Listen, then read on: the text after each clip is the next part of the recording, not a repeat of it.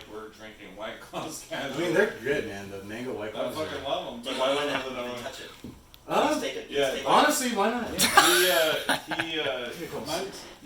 was worried he like dosed me with LSD or something, but I'm sure. He opened them before he got here, which I think is just a weird move, like to give somebody an already open. Yeah. You Oh, I gotta- think the What bar shit opened. did you put in? Oh, yeah. It might have been the bar. Yeah, I think the does bar that. All right. So the bar goes. All right. I'm Alex with the Chive. I'm here with Ruben Fleischer and Jesse Eisenberg of Zombieland Double Tap.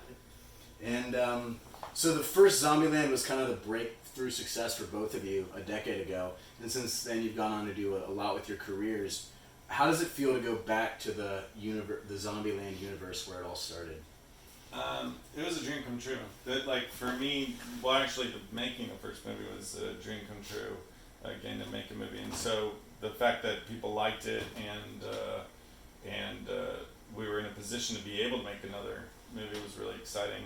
And it's something from the release of the first film I think we all were really excited and intended to do. It just took a little longer than maybe we would have expected, but I think in the end it will prove to have been worth the wait. All right. So put yourselves in the shoes of a post-apocalyptic survivor in a world overrun by zombies. Columbus has a strict set of rules he always follows to ensure survival. What rule or rules would you guys add to the list?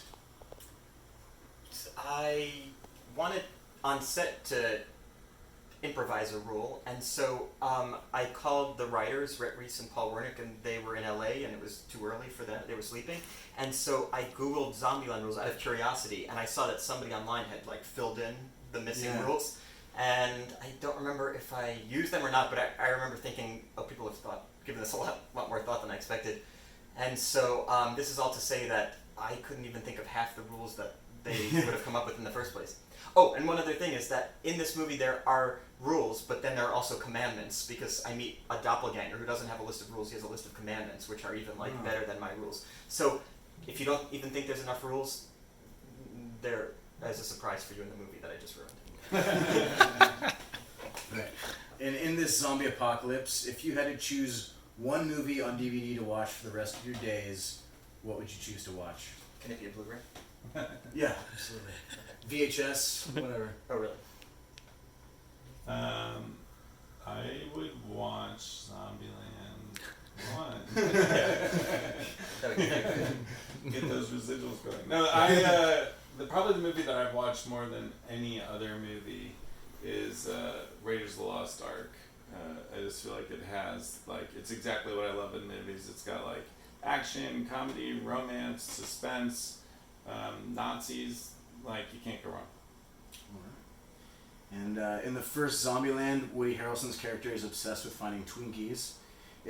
What food would you want to have an unlimited supply of in this zombie apocalypse? Jeez, I don't know. Maybe some kind of like spirulina, sustainable, thing. I would want pizza. Pizza. I would like have a pizza oven. I forgot real men.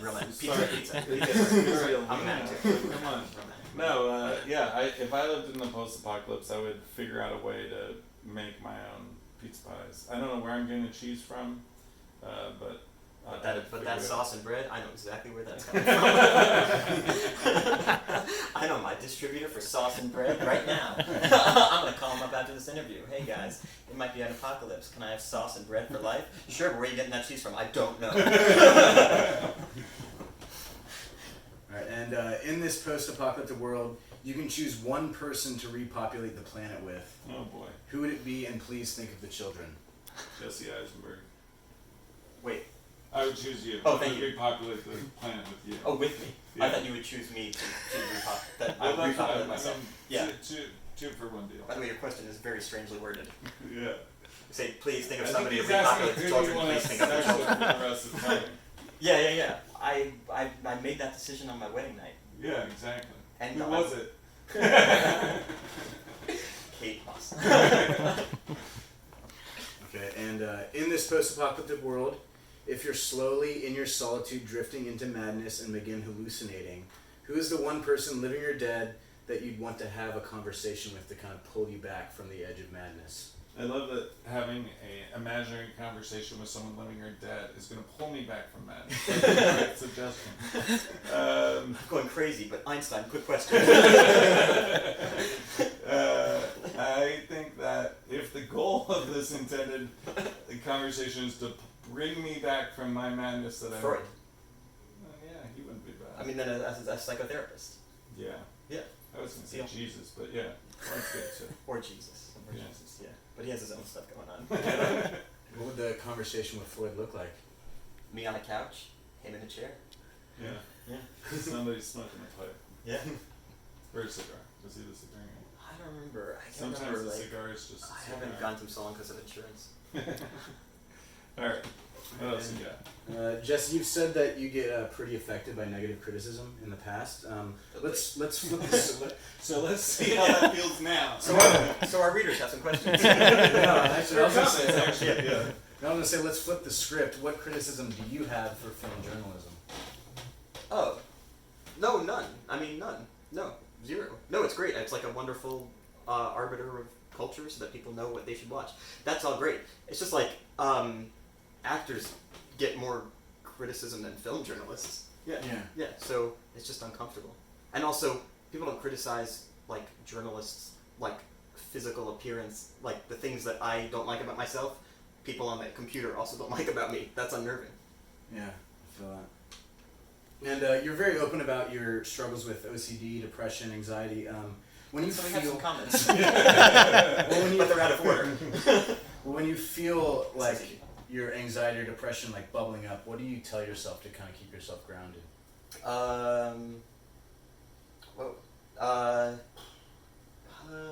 Well, there are like certain things you're supposed to do, like, you know, try to shift your thought patterns.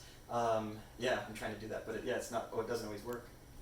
Yeah, it doesn't always work. I realize I'm answering this in front of a coffin, which is like not the most comforting place to, not the most comforting place to assess my mental stability.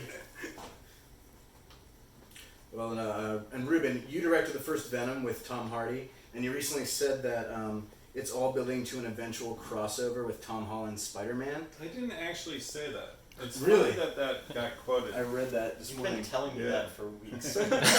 No, I'm not quite sure where that came to be. Oh. Well, is it building to that? Can we expect What that I one? think I said that was taken out of context is I would love to eventually see that. Uh-huh. Like, it's the basis of the comics. So you're saying it's definitely happening. Damn, yeah, someone definitely took that out of context. Yeah. This happens to me all the time. Only about superhero things. Yeah, that's because no one pays attention to anything else. Oh. That's Yeah. like what fanboys love to fan out about. I see.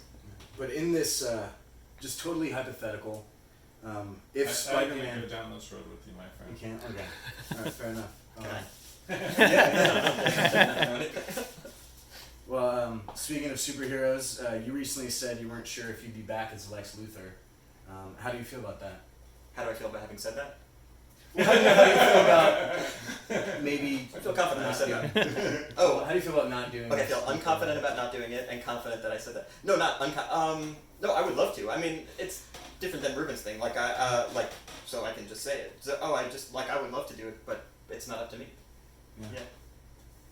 I mean, I could do it at my house. And I probably will. I probably will. And I'm not even gonna, like, tell my wife I'm doing it. You're just gonna Yeah. take on that persona. Yeah, just for a year. That's a good idea. Just for a full year. And you've been involved with fostering animals a lot. What's an animal that you've taken in that really stuck with you the most? The sloth, because they're sticky. Lice.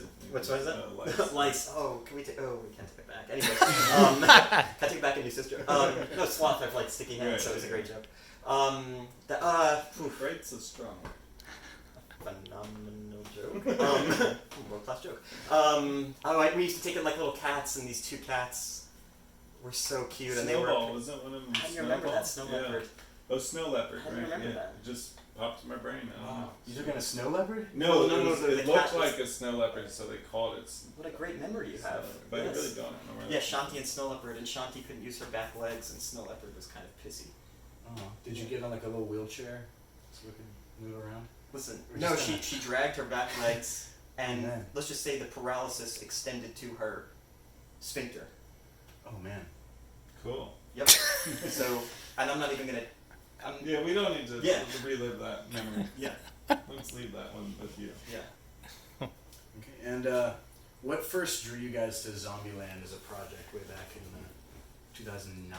I'll be honest with you, I wasn't a big zombie guy prior to that movie, but I even so much so that when I first read it, I wasn't interested in directing it. But my agent at the time said, "This is a great opportunity. You got to figure out a way in." And I was a huge fan of '80s comedies, and so I figured that there was a version of the movie that was basically National Lampoon's Vacation with zombies, like a family road trip comedy where there's lots of zombies in the background, and that was my way in. So I guess my way that I was drawn to the movie was trying to just realize that it was about a bunch of characters that have this misformed family and go all on an adventure together. What about you? I had a similar kind of reaction. I mean, with a title like that, I didn't think, oh, this is going to have anything good for actors, because it just seems like a stupid, I thought it was kind of a stupid base movie just based on the title. And then when I finally started reading it, I realized this is not only great characters, but it's phenomenally funny. The story's great and transcends the genre. And then when I met Woody Harrelson, he said the same thing. He let the script, languish on his desk for weeks because of the title, because he didn't think it would have anything. Not that it's a bad title. I remember he said to his agent, "Does it really come to this? Yeah. Like, I'm doing zombie movies now?" And the guy's like, "Trust me, just read it." And it took him forever to read it, and then finally he did. And I think we all connected the same thing, which is Paul and Rhett, the guys who wrote the movie, are just exceptionally talented, and it was just a really original story set within that world. And despite playing Zuckerberg in Social Network, you didn't even know what a Facebook status was until a crew member explained it to you on the set of the first Zombieland. And you still don't have any social accounts to this day. And what's your reason for that? Well, I'll tell you truthfully, right now I'm just thinking I should not have talked about my cat. I can't believe I talked about my cat. I feel like so stupid. I'm gonna be up tonight thinking, why did I talk about my cat? I'm such an idiot. No, I thought it was great. I know you did, but and your viewers will. But no, but I am so mortified by any time I open my mouth in a public setting that if I had a Twitter account, I would just write one tweet and spend the next several years apologizing for it. So I am not to be trusted in a public setting. There we go. And you're also an avid writer. You've written for The New Yorker and McSweeney's, and you have a collection of short stories out right now. What's your favorite piece you've written and why? Well, I used to really like this thing called A Post-Gender Normative Man Tries to Pick Up a Woman at a Bar, and it's a guy who's trying, I wrote it 10 years ago, maybe even more, maybe 12 years ago, and the joke of it is it's this guy who's so progressive on gender issues, but he's also trying to hit on this woman, and the two things are competing, and it was really funny. But now, and by the way, it got picked up and taught in gender studies class, but again, this is a decade ago.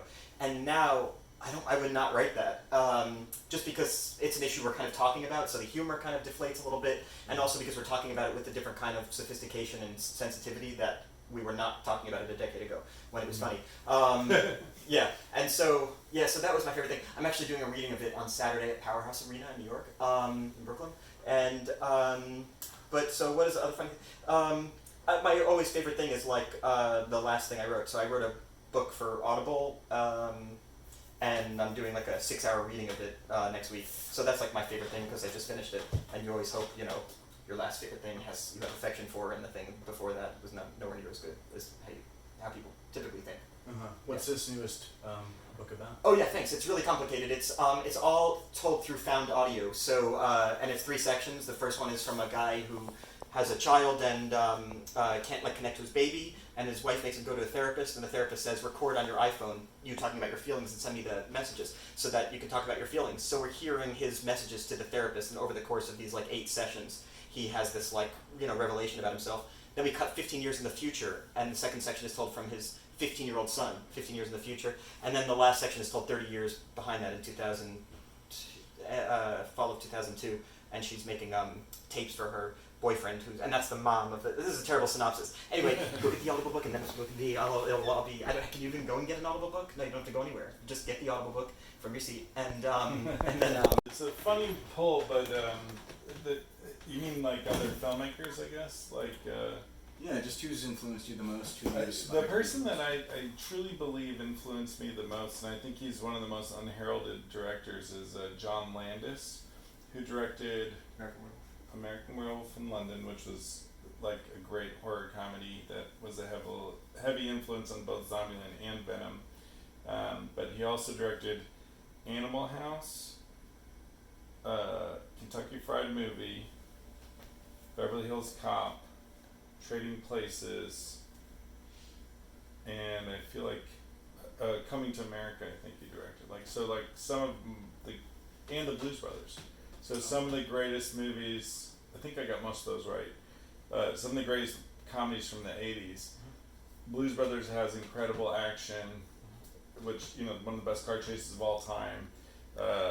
And American Werewolf in London is a great horror comedy, and he didn't actually direct Beverly Hills Cop, I apologize. He directed a sequel. You're thinking of to Hurt it. Locker. Yeah, no, I'm not. But yeah, he's just a truly great director that I don't think deserves all the credit he's due, but definitely I've watched The Blues Brothers so many times and love it very much. All right, one more. If you could make any mythical creature real, what would it be and why? I'm glad that we made sure we got this. Yeah, question. thank This you is for getting super us important an that elephant we in the room. Clear this out before we could be allowed to. And America wants to know if Fleischer's mythical creature Yeah. turned real. What Yeah, is it? Well, both of you. Settle the Weigh score, in. Ruben. yeah, I'd be stoked to see a mermaid. Oh yeah. Yeah, I mean, I didn't even think about this thing until you said it, but I also have to say mermaid. Why mermaid? Why not? I mean, You show him. Yeah, have why you seen not? the movie Yeah. Slash? Like, yeah. All right, I'm awesome. sticking with mermaid. Thank you Thank guys thanks so much. It was really nice to meet you. Nice to meet you guys. Thank you for Appreciate such it, you nice guys. questions. Thank you.